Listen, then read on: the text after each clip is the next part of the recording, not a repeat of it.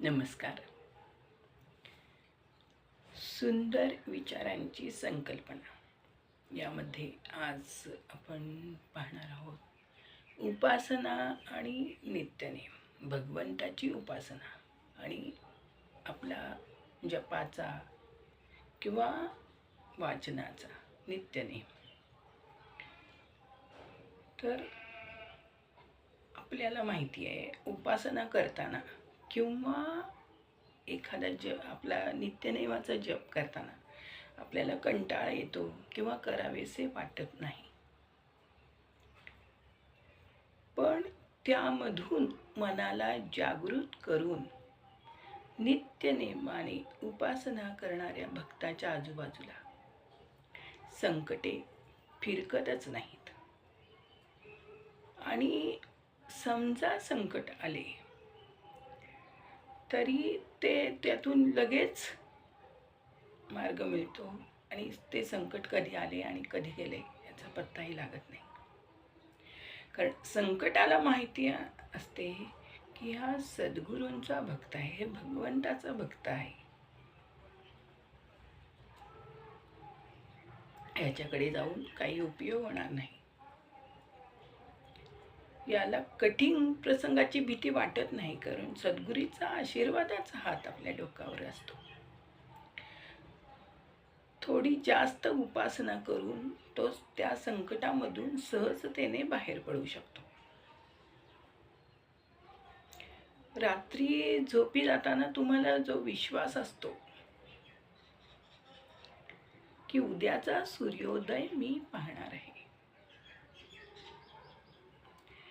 म्हणजे काय, हा दृढ विश्वास हाच आपल्याला कित्येक पटीने सद्गुरूंनी दिलेल्या वचनावर, नामावर आणि आपल्या नित्यनेम उपासनेवर अवलंबून असतो. सद्गुरूंनी दिलेल्या वचनावर, नामावर आणि उपासनेवर, शक्तीवर हा विश्वास आपल्या मनात दृढ होतो.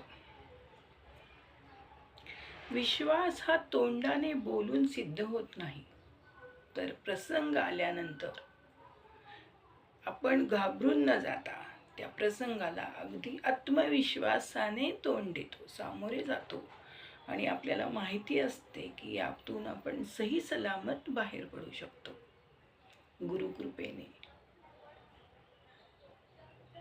हाच उपासनेचा, नित्यनेमाचा प्रभाव असतो. सद्गुरूंनी दिलेल्या वचनावर, कठीण प्रसंगाला विश्वासाच्या जोरावर धीराने तोंड दिले जाते. दररोज थोडा थोडा अभ्यास करणाऱ्या मुलाला ज्याप्रमाणे परीक्षेची भीती वाटत नाही आणि परीक्षा जवळ आली तर तो घाबरून जात नाही, कारण त्याला माहीत असते की माझा अभ्यास झालेला आहे. त्याचप्रमाणे रात्री जागरण करून ऐते वेळेस परीक्षेच्या 2 दिवसावर आली असताना खूप रात्री भरपूर जागरण करून अभ्यास केला तरी पण परीक्षेची भीती त्या विद्यार्थ्याला वाटत राहते. अशा प्रकारे उत्तम रीतीने जो नियमित अभ्यास वर्षभर करतो त्याला परीक्षेची भीती वाटत नाही आणि उत्तम रीतीने पास होतो. तसेच रोज थोडी थोडी उपासना करणाऱ्या भक्ताला कोणत्याही संकटाची किंवा आयुष्यात येणाऱ्या कोणत्याही वादळांची भीती न वाटत नाही, कारण त्याला माहिती असते की गुरूंचा हात आपल्या डोक्यावर आहे, गुरूंचा आशीर्वाद आपल्या पाठीशी आहे आणि आपण या संकटातून अगदी सही सलामत बाहेर पडू. श्री स्वामी समर्थ. जय जय स्वामी.